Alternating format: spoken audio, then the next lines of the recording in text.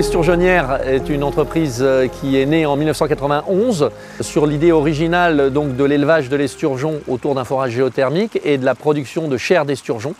Petit à petit, donc, et parce que le cycle est long, on est passé d'un objectif de production de chair à un objectif de production de caviar.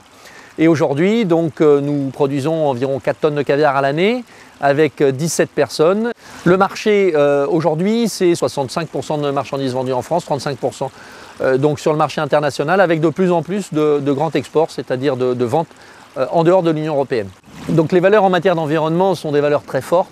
Et notamment lorsque, en 2006, il s'est agi donc de porter la production de caviar, qui était à peu près de 2 tonnes à l'époque, à 4 tonnes, nous sommes allés glaner un peu à travers l'Europe tout ce qui se faisait en matière de pisciculture et en matière de traitement d'eau piscicole. On en a fait un peu un condensé, une synthèse, et on l'a mis en place ici, alliant à la fois la filtration mécanique qui nous permet de récupérer toutes nos matières en suspension, qui sont ensuite valorisées soit pour de l'épandage à la place de fertilisants chimiques agricoles, soit pour faire du compost, donc pour la fertilisation des jardins potagers.